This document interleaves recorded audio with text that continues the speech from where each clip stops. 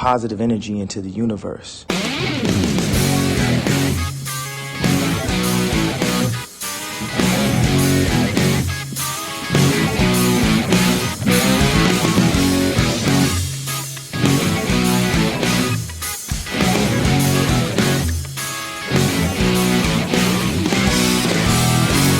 Everybody, and welcome to episode 58 of the Ron and Brian podcast. I am Ron, as always, joined by the man who was in goal for Thailand during their Women's World Cup game against the United States the other day, Brian.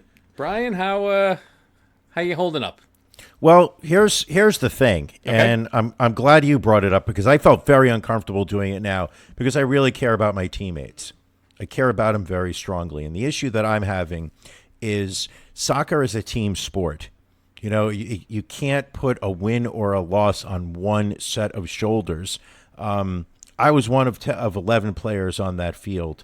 My girls just were not playing defense at the caliber of play you have to when you're taking on the pitch for the World Cup. And I think the offense needs to take some responsibility too. I mean, they had to keep that ball in the U.S. side to give you a breather from time to time, and they really weren't doing it. Well, the other problem, and they didn't show this in the highlights reel on ESPN we were watching, was halfway through the second half, some British tourists arrived on the pitch and started to buy some of our players from our manager, never to be seen again. We'll see what happens. It was very concerning. I'm a little surprised ESPN didn't include that, like maybe in their not top 10 plays. No, like it was shameful. Some very pasty, overweight, bald men came out speaking in an accent. Offered our head coach some won, and next thing you knew, our top goal scorer was just gone. Maybe you can drown your sorrows with a little bit of alcohol. Drink of the week. Na zdrowie. Salud. Drink of the week. Sláinte. Pause. Drink of the week. Drink of the week. No poll this week. We decided to just do a roll your own. Brian, what are you drinking tonight? I'm drinking the only thing that I will drink when not being told what to drink, and I'm drinking the nectar of the gods, what I like to call a Macallan 12. Major shout out to my friend Michael. He introduced me to this beautiful beverage that has become a mainstay, attacking my lever for, I would say, a good 4 years now. That is. Is there anything mixed in with that, or is that all alcohol in that glass? Oh, that's alcohol with an ice cube. Oh, that's a big pour, my friend. Godspeed to you. We call that a home pour in the biz. So I decided to try and mix some stuff up. I grabbed a little grapefruit soda mixer, threw in some gin, threw in some lime juice. I'm sure there's a name for it, but I just felt like something a little bit more on the little bit sweet side. So it's very tasty. So you literally just like the level of not giving a fuck that you're you literally just started throwing in like different things. I was like, what do I feel like? I knew I wanted gin. I'm like, well, I got that grapefruit mixer that I haven't used in a while, and I'm like, a little lime would probably balance that out too. So a little Rose's sweetened lime juice. It's a good drink. I mean, I'll probably have another one of these after we're done recording. Okay. Listen, more power to you. As I choke myself on an ice cube. As we always remind you, give us some suggestions for a drink of the week.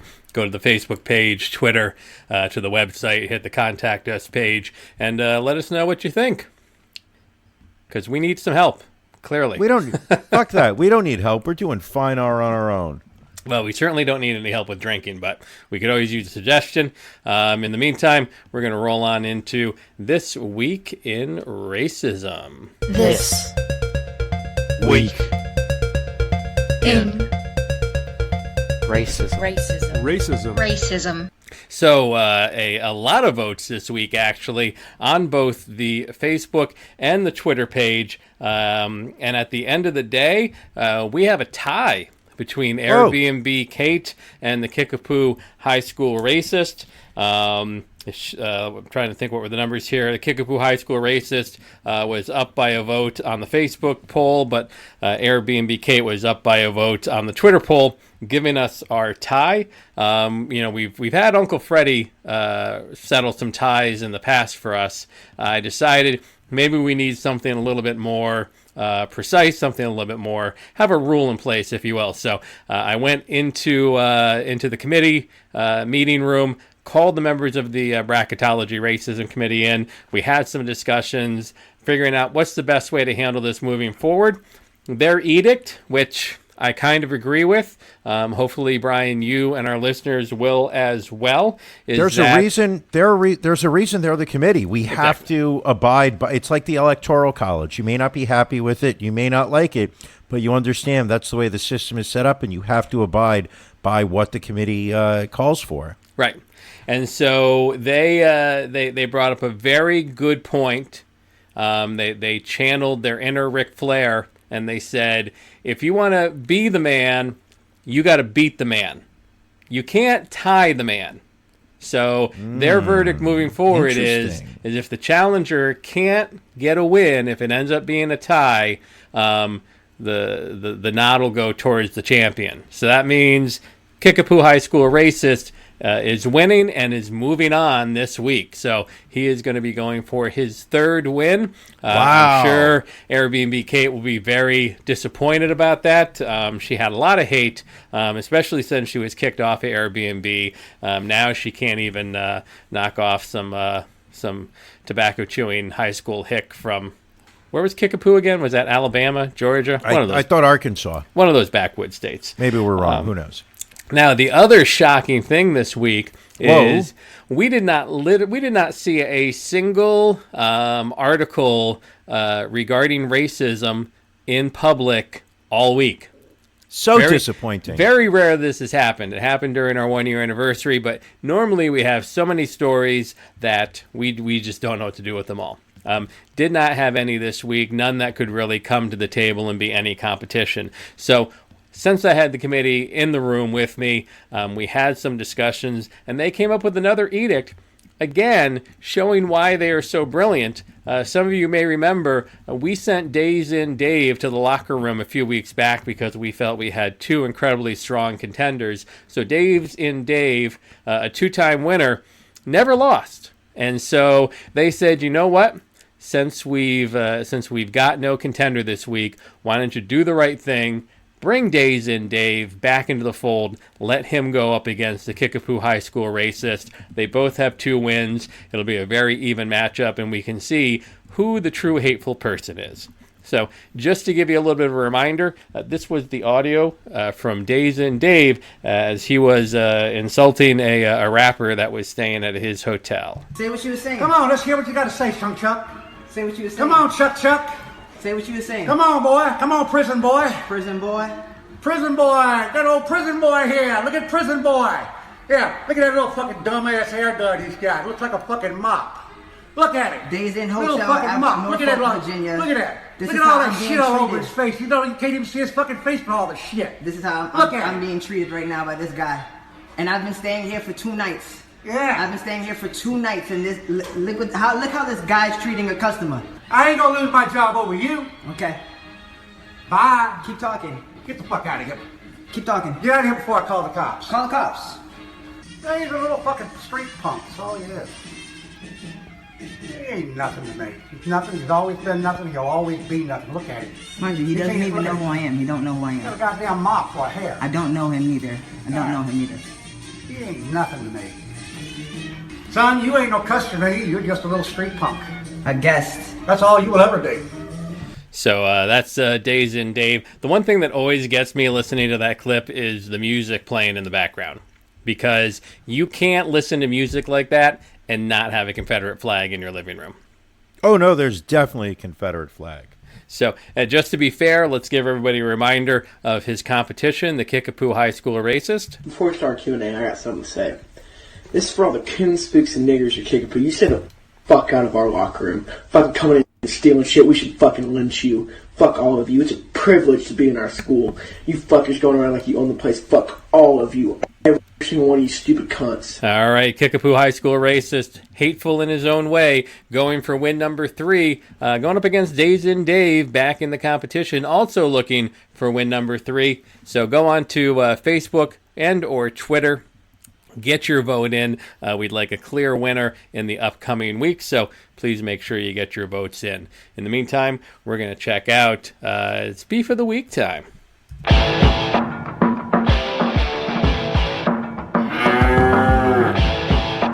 Ron and Brian's Beef of the Week.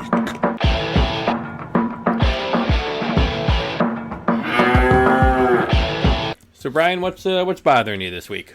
I'll tell you, it's actually something that did not bother me all week until I would say about 40 minutes ago. All right. Microsoft Windows. Ooh. The most recent version of Windows? Fuck if I know. I literally opened up my laptop. I started working on it.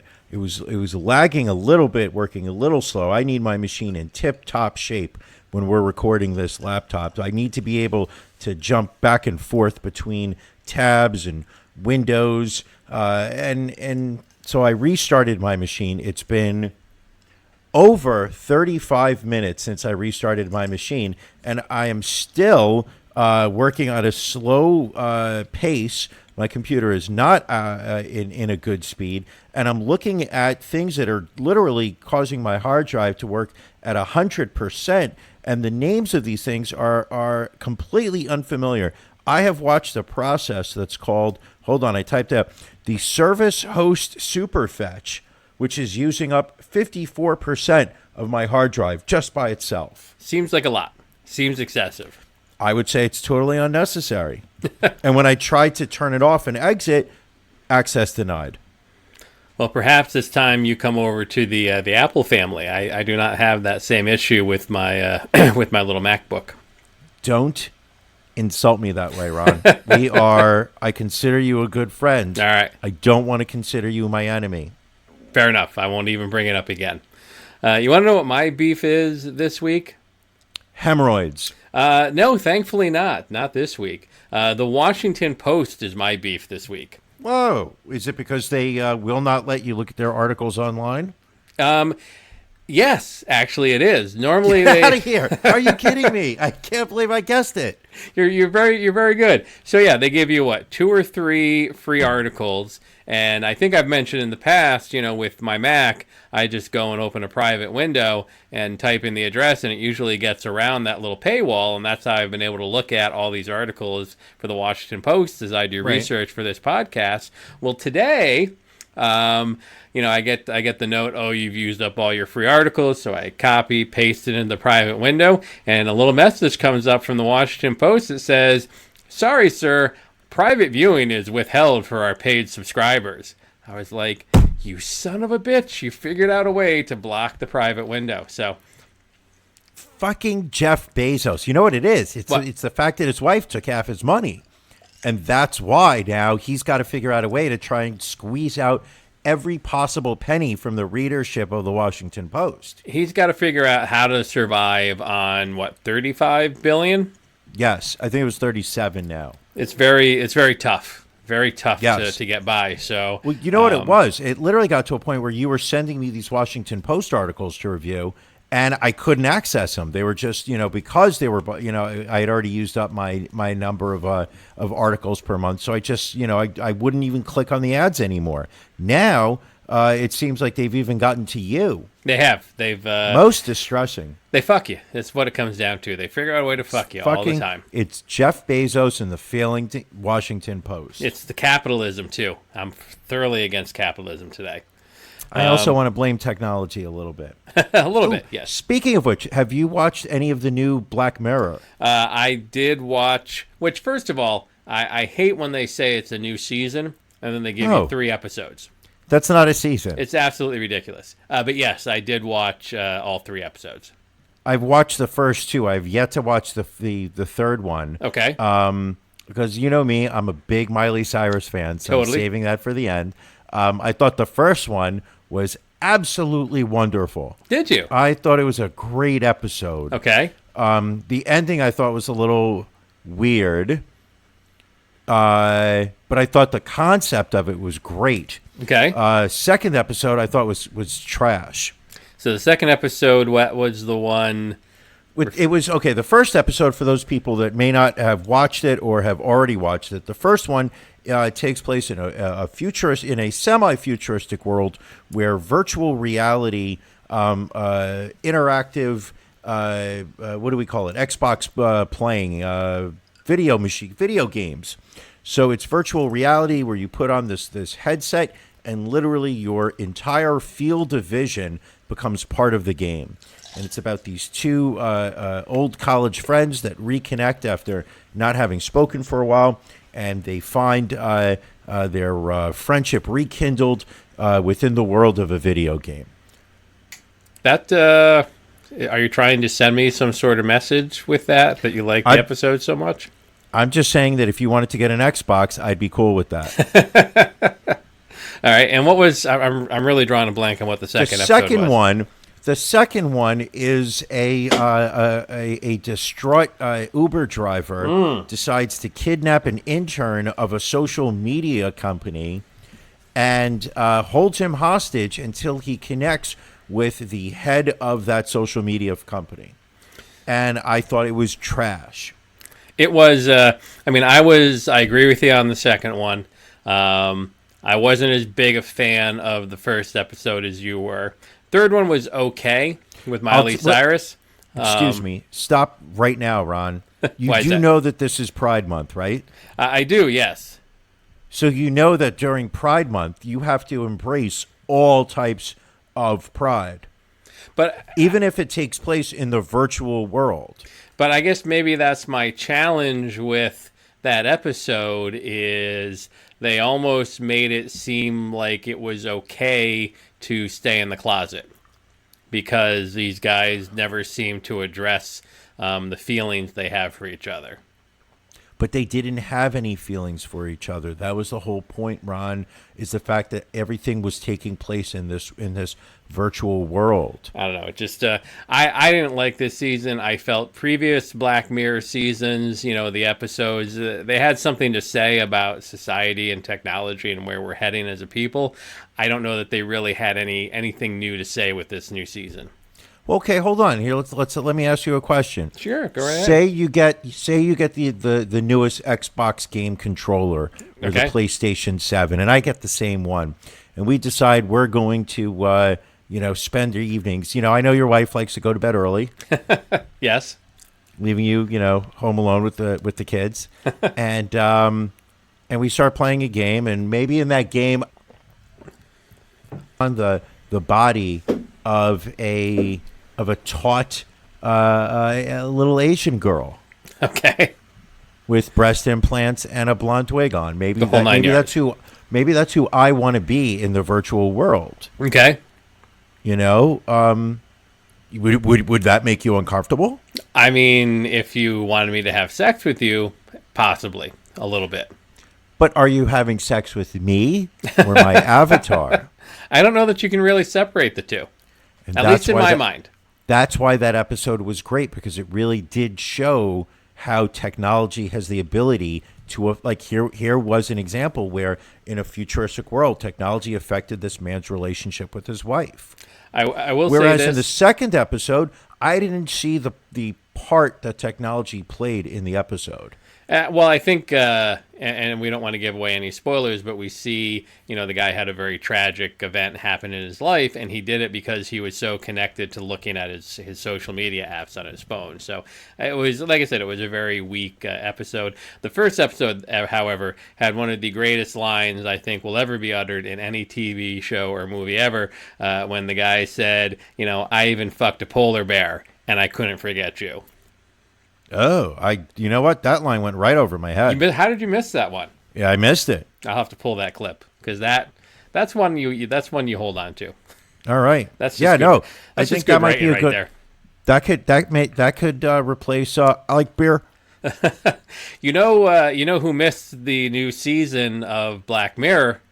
Who? Is the celebrities that passed away this past week. We had Dr. Jon, famous piano player, musician, legendary in New Orleans. Actually started playing guitar, and apparently had a finger injury due to a gunshot wound he obtained during a set one night, and eventually shifted over to piano. Backed up a ton of legends over the years. Also has some albums of his own. His biggest hit, I think it peaked at number 9 when it came out, was Right Place, Wrong Time. I've been in the right place, but it must have been the wrong time.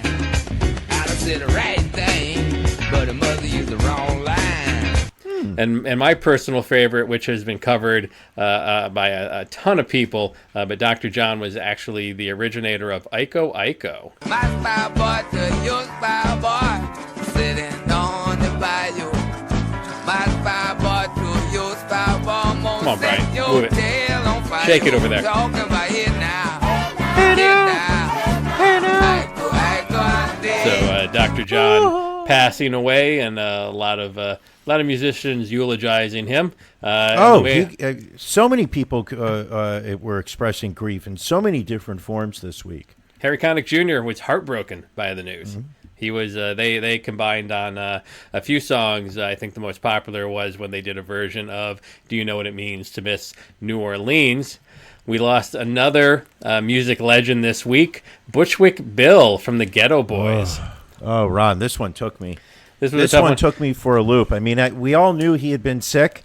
Stage 4 pancreatic cancer, I believe it was. That it was, which is, it was a problem. I don't know about you, but I was a huge Ghetto Boys fan. When they came out with that self-titled album, it introduced me to Houston and the Southern drawl. And I wish that, there was a way that I could show the proper level of grief for Bushwick Bill's passing. Almost if you could possibly do some sort of obituary for him in some kind of slow jam version. I guess. I mean, it's possible. Let me see if I could recreate it. Oh, Bushwick Bill. Oh. Bushwick Bill died this past weekend, so me and Ron sitting here grieving. Pancreatic cancer was his fate. He'll go down as William the Great, was a member of the Ghetto Boys. He kept it real short, that ain't no noise. Was born in Kingston, Jamaica, before moving to Brooklyn so he could take a shot at the rap game and fly like a bird. But he wasn't no ordinary N-word. He stood about 3'8". Now he's on his back, that's his fate. Known for gritty rhymes and slams, the Ghetto Boys album was my jam. He later became a born-again Christian, so to stay a gangster, he needed God's permission. Shout out to Scarface and Willie D. Sure, they're sad, but their brother's free. He'll be known as the dwarf who shot his eye out, but he'll remember him for the hottest clout. Bushwick Bill's gone. My mind's playing tricks on me. Oh, yeah. Much respect to you, my friend. Much respect. So that, of course, was from... And that's totally improvised. That's improvised. In the game, we call that a freestyle. That's a freestyle where a beat is just laid out and the words come off the top of your head. So that, of course, was from their song Mind Playing Tricks on Me. Even if you didn't know the Ghetto Boys, I think they really hit some mainstream. Everybody, if you saw the movie Office Space, of course, remember this classic track. And here's a little Bushwick Bill. Damn, it feels good to be a gangster, feeding the poor and helping out with their bills. Although I was born in Jamaica, now I'm in the U.S. making deals. Making deals in the U.S., So I actually think I rap better than him. You compare the two. Perhaps the Ghetto Boys will reach out to you this week now that there is an opening. I would be shocked. All All right, moving on. In Alabama this week, they're just passing laws like sons of bitches out there. They enacted a law, I believe it was yesterday, that requires as a condition of parole that some convicted child sex offenders need to undergo chemical castration. Brian, give us a little insight into this. This one's throwing me for a loop here because I'm not sure. I have conflicting feelings on this. So the idea here is that you've got a convicted, and it's specifically child sex offenders. Correct. It's for people that abuse children under the age of 13. Oh, I thought it was for people that were under the age of 13 that were sexual offenders. No, you had that a little backwards. Okay, all right. Listen, and this is why we do this podcast because I misread a lot of things in this way. You clear up a lot of misconceptions that I have. I do what I can. So the idea here is that you're not actually being castrated. What happens is a chemical solution is actually injected directly into the testicles, basically to render them irrelevant. And as many Americans know, that the pituitary gland in the brain triggers the release of testosterone into the body. So what happens is the chemical that they're injecting, I believe it's basically an estrogen-like chemical. What it does is basically reduces the level of testosterone to a prepubescent level, so that it basically removes the sex drive from these sex offenders. Now, part of me says these people have paid their price they paid their price to society. They're getting out on parole just as anybody else who would be getting out on parole. Yet, because their crimes are sexual in nature, they are actually going through an additional level of. This is to me is borderline barbaric. Well, and there's also a number of people have commented that there's no real evidence that chemical castration solves the issue. It certainly makes certain crimes less feasible, but without therapy and dealing with the root issue, a lot of these times it's not an issue of sex drive or anything like that. So many people are saying this may not create the solution that they're hoping. The bill's sponsor, Representative Steve Hurst, initially wanted surgical castration, but I guess it's Alabama, so settled they can get for away with chemical it, they castration. Interestingly enough, a similar bill was proposed last year in Oklahoma, but met a lot of opposition. The former Soviet Republic of Moldova passed a law maintaining chemical castration back in 2012, which was repealed the year after because apparently it was considered a violation of fundamental human rights. So I would imagine... They make good watches there in Moldova. Yes, they do. They make excellent watches, great timepieces. So I would imagine this is yet another Alabama law that's going to be going through the courts. And yet, on the flip side, they're molesting little children. I have no sympathy for these people. And I say, if we can do something that stops them from committing these crimes again, because they're so heinous in nature, I say, yes, absolutely, let's fucking castrate these people. So I'm conflicted how I feel. So I really, I'd like to hear your take on it. It is conflicting because, these people have severe issues to be, sexually abusing children. But again, the question really comes down to, number one, if kind of like you mentioned, if they've served their time and they're getting out on parole, is that enough? The fact that they've served their punishment for the crime. Also, if it's a case of where you're really concerned that they're going to go out and they're going to become repeat offenders, should they be getting parole, anyway? And then, is this even going to be a deterrent for all of these people being released? The science is very mixed, and so if you are, my concern is that they're going to let these people out on parole. They'll do the chemical castration, and they'll be like, all right, these guys are fine. We don't need to keep an eye on them. And, it almost gives the authorities a false sense of security, and these guys could still be out there abusing young children, even on these chemicals. So definitely think there are better ways they could be handling this. I would almost say, making them go through therapy sessions, things like that during parole to try and get to the root of the problem and make sure you're targeting the root. Drugs are just a temporary solution. They need to be looking for more permanent solutions. But this is Alabama, so they're not always doing the smartest thing possible. Okay. Okay. I think drugs are the solution. You tell 17-year-old me, when I was going through my experimental phase, that drugs were not the solution. They were. They brought me to a better place. All right. I won't argue that. The only place more dangerous than Alabama right now. Hold on. Let me guess. All right. I'm going to take a wild stab at this one, and I am going to say that it is the TD Bank Center in Boston, Massachusetts. Not quite, but close. Damn it. The Dominican Republic. What the hell is going on in the Dominican Republic? And this is even before Big Papi got shot in a club by a couple of guys the other day. Well, I think what's going on there is that there is a discrepancy in terms of safety standards by comparison to some countries as well as the United States. Definitely. I mean, you've got tourists that are going there and dying. Right. Four so far this year that we know of, 6 total in the past year. If we go back to June of 2018, Yvette Monique Sport, 51 years old, died at the Grand Bahia Principe Resort in Punta Cana, had a drink from the minibar before going to sleep and never woke up.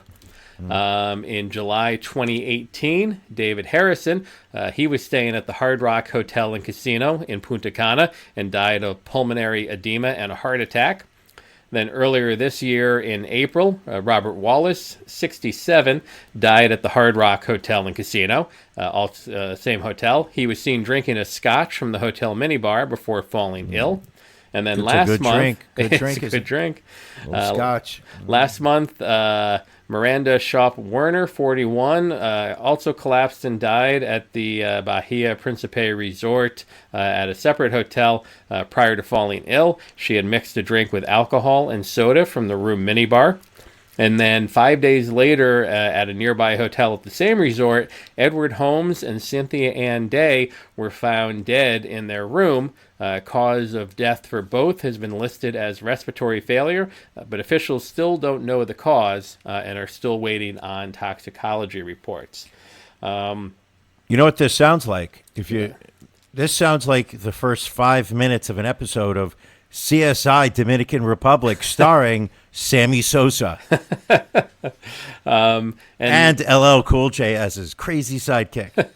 So here's a little bit more. There's a website called I'veBeenPoisoned.com where people who vacation can claim if they've been poisoned or not. So now nearly 70 tourists have reported getting violently ill while vacationing in the Dominican Republic since March, with more than 45 of them identifying themselves as guests of the Hard Rock Hotel and Casino. So they're definitely, in at least 3 of these cases, there was an instance of people consuming items from the minibar in their room before having, their medical emergency. So, which would lead you to believe that it's either, someone poisoning the products in a minibar, or it could be, a staff cleaning issue using incorrect chemicals on items in the minibar. That could also cause it. Or hear me out. Okay. Hear me out. This could be an episode of Fantasy Island just gone terribly wrong. Like this could be an episode. This could, Ricardo Montalban. He could be welcoming these tourists to the island of Dominican Republic, and as you saw where I was going, as he was welcoming these tourists, Hervé Villachez could have immediately been running to the hotel rooms and taking out the little travel-sized glasses of liquor that are kept in minibars, which in his hands would be normal sized. True. And he may have been inserting them into his very tiny rectum, giving him 2 twirls left, 1 twirl right, releasing from his rectum, placing back into the minibar. That may be what's killing people. I think it's worth looking into. I'm not saying that's the cause, but it's worth looking into.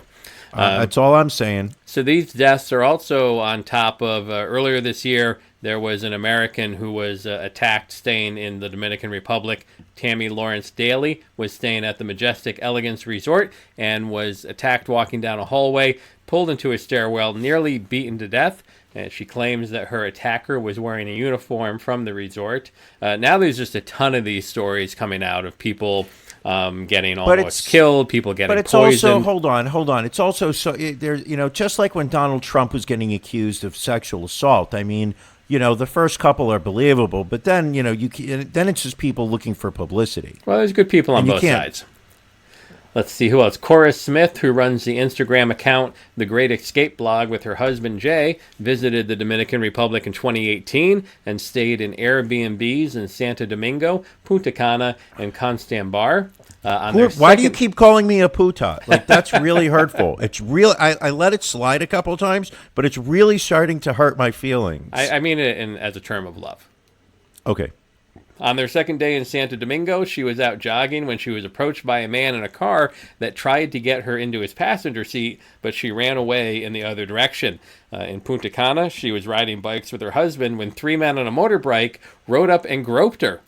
She said she didn't go to the police, claiming officers previously threatened to throw her husband in jail if he didn't give them his wallet. So there's a number of people that have been canceling their vacation. Can I add another one to the long list? Please do. The TV celebrity Barbara Corcoran, who I know is your favorite shark from the Tank, TV show Shark Tank, she is now on the record saying that her brother passed away in his Dominican Republic hotel room back in April. Interesting. Jon Corcoran was there with a friend, which is also a subtle way of saying that he may have been celebrating Pride Month a few weeks early, but he was there and suddenly passed away. No autopsy was done, but she was told he suffered a heart attack. Yeah, so it's a lot of these either heart attacks or respiratory failures, but younger people. I mean, this is, I think the oldest person was 61, but the rest have been in their 40s and 50s. So I know the FBI is now getting involved. There was just a story the other day. Some soccer player had his family at the Hard Rock Hotel and checked out because of it. Just craziness going on down there. And then Big Papi's just sitting there, and apparently allegedly some drug lord tried to have him shot because he was having an affair with his wife. There are rumors that are bouncing around the island. We're not sure. We deal with facts. we may be uneducated about our theories, but we deal with facts here. So one of the theories bouncing around is that Big Papi was having an extramarital affair with the wife of a local drug dealer. But what we do know, according to the Dominican Republic police, is that not only do they have the gun that was used to shoot him already, but they have arrested 5 locals, including someone they say is the convicted shooter. They released videotape earlier today showing the concerted, coordinated effort that there was 2 gentlemen on a motorcycle, one being the getaway driver, one being the shooter. There were 2 cars, I believe they were Nissans, that were parked in the area that were alerting each other to the presence of police and whatnot. So this reaches the level of conspiracy, and all I'm saying is that I do know, based on the most recent 2010 census, there's a lot of Dominican natives that are currently residing in the South Bronx, home of my New York Yankees. So you're thinking maybe there was a little animosity towards Big Papi's World Championships? What I'm saying is just it's very possible. I mean, especially when you look at the video, you clearly see that the shooter is approaching Big Papi from behind, wearing Timberlands, sleeveless white T-shirt, a Yankees cap at a 35-degree angle, and calling everybody bruh. Maybe that's why the Red Sox needed to get Big Papi out of the Dominican Republic as soon as they could, because as soon as he was stabilized from his surgery, Red Sox had a plane down there to bring him back to Boston and get some of that good United States medical care. And yet, I'm surprised he didn't go to Europe, where apparently they have a great, incredible medical system. Well, according to Michael Moore. Maybe he didn't want to take that long of a flight, but we do wish Big Papi well. Sure we do. And don't go. I will never forgive him for the damage that he did to my New York Yankees bullpen. Fair enough. I mean, I don't wish ill will on him anymore. There was a time period when I did. That was when he was an active baseball player, and he regularly crushed the New York Yankee pitching. So if he was an active player and he got shot, you'd be okay with it? I'm just saying, were you aware of the Toronto Raptor fans when Kevin Durant went down with his Achilles injury the last game? Well, that's kind of where I was going with this. I'm saying I've done worse. I've seen worse. I definitely have. I was at the Philadelphia Eagles game where Michael Irvin got the neck injury that ended his career, and I remember them backing the ambulance onto the field and the entire stadium starting to cheer. And my buddy who had brought me to the game is a huge Eagles fan, and he was like, yeah, not a good look for us.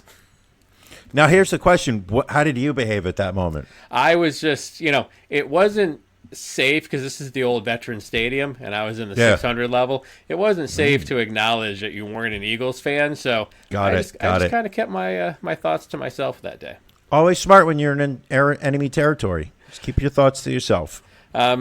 Today we also had the first sentencing for one of the people involved in the national college admissions scandal. Lock her up, lock her up, and Becky going to prison. I mean, what kind of what was her sentencing, Ron? Well, this wasn't her sentencing. This was the sentencing for the former Stanford University sailing coach John Vandemore.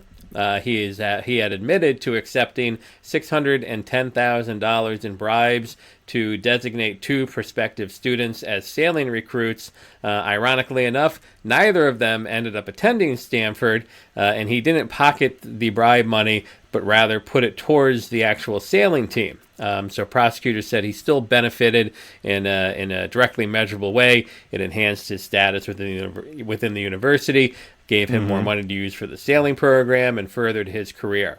So the prosecutor had recommended that he be sentenced to 13 months in prison, a year of supervised release, and pay a $250,000 fine.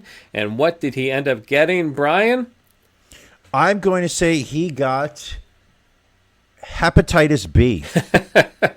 Well, he was sentenced to no jail time, 2 years of supervised release with 6 months of home detention, in order to pay a $10,000 fine.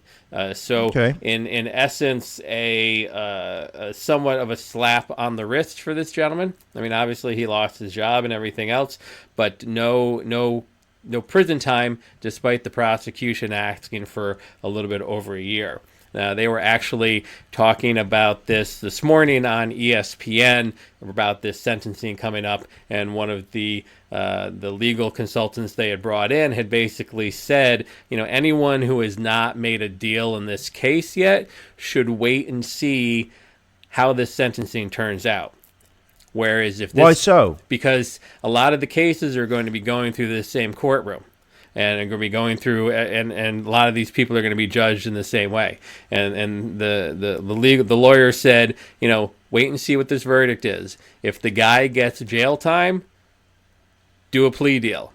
If the guy walks, you have no incentive to do a plea deal whatsoever. Take your chances in court. So Aunt Becky's going to court. well, we know Aunt Becky's going to court because she had turned down her initial plea deal and, got hit with a bunch more charges. Right. Now, we know apparently Felicity Huffman, according to her plea deal, will have to do jail time. You have to wonder if she's reconsidering, because she was one of the ones that spent kind of on the low end. I think it was only like $15,000 or $20,000. Yeah. Meanwhile, you got a guy who accepted $610,000 in bribes, getting off scot-free. She's probably going to end up doing 3 or 4 months in prison. Fuck yeah. So I think it definitely is going to make some of the people that did not plead yet probably want to go to trial now and take their chances. All right, let's do it. Let's roll the dice. Yeah, why the hell not? Why not? Now, you know what I love that seems to keep happening this week, Brian? Tornadoes in the Midwest. No, I'm not a fan of tornadoes. Okay, let me try again. All right. I'm going to say protests in Hong Kong over an extradition bill that will send people charged with crimes to mainland China. Not even familiar with that story. You've not seen people actually protesting in the streets? I haven't. I've been a little busy. I missed that. You are too Amerocentric. I've been too busy watching. I've been watching Chernobyl. I've said it. Sorry. Have you started watching Chernobyl? I actually finished Chernobyl. I've got all 4 episodes recorded, and I plan on watching it. Well, there's 5, so make sure you record the 5th one. Damn it!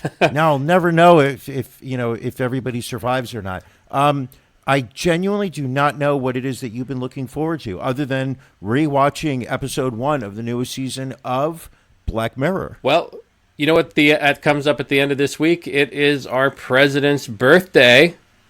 Happy birthday, Mr. President. And as such, never mind. People are trolling him endlessly with his birthday coming up. There is a big movement online with people wanting to get his birthday, June 14th, designated as John McCain Day.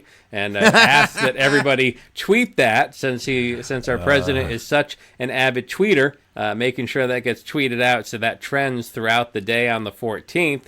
In addition, speaking of tweets, The Daily Show is bringing the President Donald Trump Twitter library to the Washington, D.C. area this weekend in honor of his birthday. And in addition, to make sure that Donald knows that they are there, they have been buying ad time on Fox News during Fox and Friends and playing the following commercial. Hello, Mr. President. Your birthday's coming up, and you deserve to celebrate with those you love the most, your tweets. That's why we're bringing The Daily Show presents the Donald J. Trump Presidential Twitter Library to you in Washington, D.C. Come relive some of your most presidential tweets, including Kofifi, Stormy Daniels is a horse face, and are you allowed to impeach a president for gross incompetence?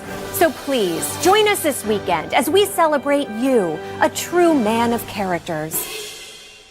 Daily Show is still fucking crushing it after all these years.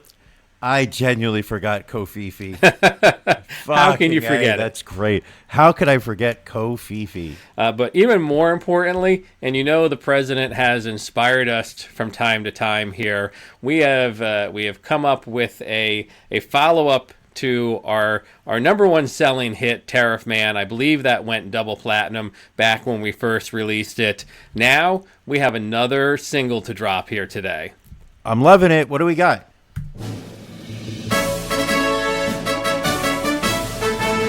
The Ron and Brian World Premiere.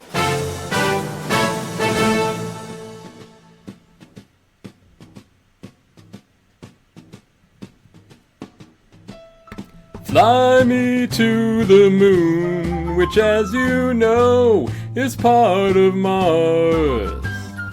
Hold on while I write a check to another porn star.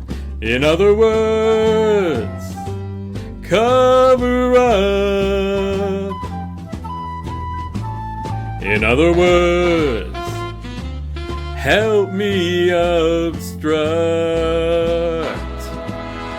Fill my followers with lies and let me rule forevermore. You know all I long for is to be worshipped and adored. The Mueller report, it isn't true. You know what else? I didn't collude.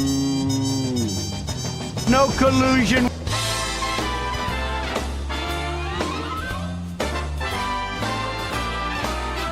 What a stupid question that is. What a stupid question. It's tremendously big and tremendously wet. You are fake news. And he went out and bought a big yacht. And he had a very interesting life. I won't go any more than that because your voice got it. Fill my nose with Adderall, let me sniff forevermore. While I hang with Kim Jong and with Vladdy and Hannity. My hands aren't small, you know it's true. I have the best words. I have the best words. And Pence loves dudes. Oh, I think that's another instant classic. Oh, I love it. And Pence does love dudes. I don't think people understand that enough. He loves dude and he loves mother. Mike Pence loves men. Allegedly. That's just what we... Allegedly. It's just what we... Right. Allegedly. That's right, mother. That's right, mother. What else happened this week, Brian? Did you happen to catch Jon Stewart testifying in front of the House Judiciary Committee earlier this week regarding the 9/11 fund? I have seen this man be held up as a hero. I did not catch the speech and was unable to find the link to any portions of him basically ripping Congress a new one. Which he did. He did it quite well. You know, he was there. It was in regards to the James Zadroga 9/11 Health and Compensation Act of 2010. The act was reauthorized in 2015 for 90 years, but part of the problem is that the Victims' Compensation Fund was only funded for 5 years through the end of 2020. So they were trying to get a bill passed to get the compensation fund funded for 70 years. He spoke for about 9 minutes, and yeah, definitely tore into the Congress members that were there, but more importantly, the ones that were not there. The room was only about half full. The majority of the people there were Democrats. Apparently, people were coming in and out, but you know, it definitely was not a focus for a lot of people to be in that room. And he broke down at times. I mean, he's become, you know, very close with the first responders. You know, he's been a champion for them for a long time. There was one of the first responders that passed away last year. They actually gave Jon Stewart his turnout jacket after his speech in the House chamber to show their appreciation. There was another first responder that was down in D.C. to speak after Jon Stewart, and he was there, you know, a day before having to go in for his 69th chemotherapy treatment. You know, did you say 69? I did say 69, unfortunately. So nice. You've got these guys that are, you know, initially, you know, the word was, oh, it's safe to be at ground zero. You know, don't worry about it. God, no. You know, when they first started having breathing problems, you know, people were saying, oh, it's, you know, it's all in your head. And then, you know, it became obvious that, you know, they were just breathing in a ton of carcinogens down there. And you know, it was. I'll forward you a link. You really should watch his entire speech. I don't want to play the entire thing here, but he is. You know, it's obviously something that is very, very near and dear to his heart. You know, and thankfully the House passed that bill, so it will move on. So they're funding it for 70 years. Well, it's out of committee, and now it will move on for a vote. Through, you know, the entire Congress, and then, you know, hopefully it'll go to President Trump's desk where he will sign it. All right. Little interesting factoid I read speaking about Donald Trump in New York. They took a poll of New Yorkers, and President Trump is still more popular in New York than Mayor de Blasio is. Oh, that doesn't say much. That doesn't say much. I mean, de Blasio has been a terrible mayor. He's not. Living in this city during his administration, I've yet to see in any impact that he's had on this town, and yet he's already sitting there trying to pretend that he is presidential material. And the good thing is it does not look like he will qualify for the initial Democratic presidential debates, which will be taking place on June 26th and 27th. He has not really appeared in any polls. He is polling at 0% in Iowa the last time they checked. He also has not crossed the donor threshold, which is another way that Democrats can get into the debates. I think they have 20 spots that are up for grabs. I think 17 candidates have qualified for the debates, and then they have some tiebreakers that they'll put into effect to weed out the rest of the field. But de Blasio isn't even close. And Good. Do you know who put their presidential bid on hold today? Hold on a second. I'm going to guess Ron Jeremy. No, I believe he is still running as always. Larry Flint. Former Starbucks CEO Howard Schultz officially suspended Get his outta presidential here. bid. I got to admit, spoke about him a couple weeks ago. It was a couple months ago. He was our guy. We were all excited about. We said that we needed another, we needed another corporate magnate to go from the boardroom to the White House. And everybody was panicking because they were certain that Howard Schultz was going to be the one that guaranteed that Donald Trump got reelected. And once people started to listen to him and see what a jackass he was, he just fizzled out right away. Well, he did say, and one of the controversial positions that he had taken as part of his agenda was that he said that African Americans would be allowed in the White House, but they would also have to prove that they had purchased something within the past 10 minutes.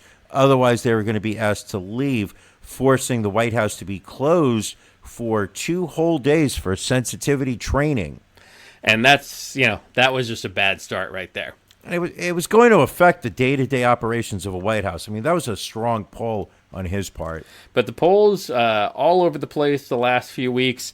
Joe Biden still the leader in pretty much every poll out there, but bleeding support, dropping anywhere from 6 to 10 points over the last few months, depending on who you look at. Bernie Sanders usually floating around second in a lot of the polls, although the latest Quinnipiac poll has Elizabeth Warren moving ahead of Bernie Sanders, although still within the error margin of error of the poll.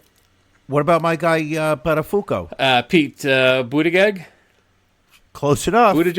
Buttigieg, there we go. Buttafuoco. He has actually moved up significantly as well. He is pretty much in the top 4 of every poll that you have seen. He's surpassed Kamala Harris in a number of polls. So yeah, I think he could have legs in this. So what you're saying is that, in other words, he's got legs. I mean, you really can do anything with Fly Me to the Moon. I love that rendition. So as we had mentioned a while back, Ron and Brian will be live tweeting the initial Democratic debates coming up on June 26th and 27th. It will be very interesting to see how people perform. I think you'll see a switch in the leaders after the debates. I think Biden and Sanders will start to fizzle out, and I think you see Warren, Harris, and Buttigieg start to move up and jockey for position near the top. And I think the opposite will happen. I think you are going to start to see the front runners extend their lead over the second-tier candidates. I think you were going to see the third tier completely fizzle out as the electorate are forced to be able to basically compare the different candidates. I think you're going to see Biden increase his market share. I think you're going to see Sanders and Warren increase. I think people are going to look at Buttigieg and say, that Fabergé egg is basically a small town mayor, and he's not capable of working on the national stage. I think you will see him fizzle out, and I think you will see Kamala Harris go up a couple points, but not enough to be a player. And where do you think Andrew Yang will come in on all this? I believe Andrew Yang, who's interesting, and this is a little-known fact. I went to high school with him. He was in my calculus class. Really? I believe Andrew Yang is going to have to remind people afterwards that, yes, indeed, he is running for president. All right. Who is Andrew Yang? Please educate me. I have no idea who he is. I can't say that I know too much about him. He's got some definite feelings on circumcision. That much I know. Ooh. I don't know He why. I can't remember if he is for or if he is against it, but I do remember that's like part of his thing.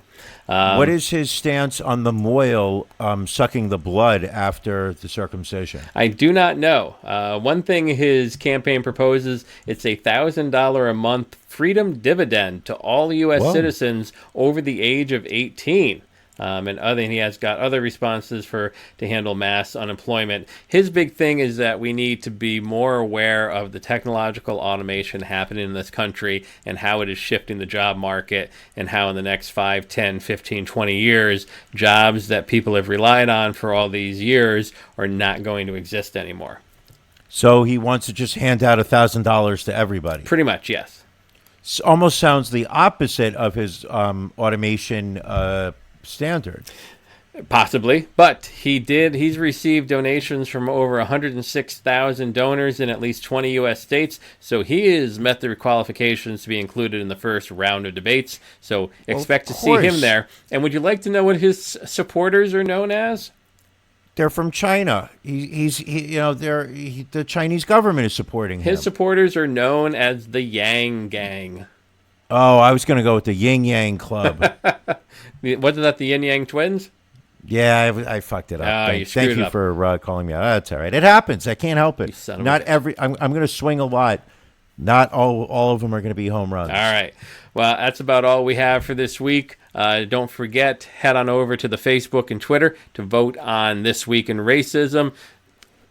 Also, I want to say before you head over for the to vote on we have stickers. We do have stickers. Yes. I was just setting up to plug our stickers.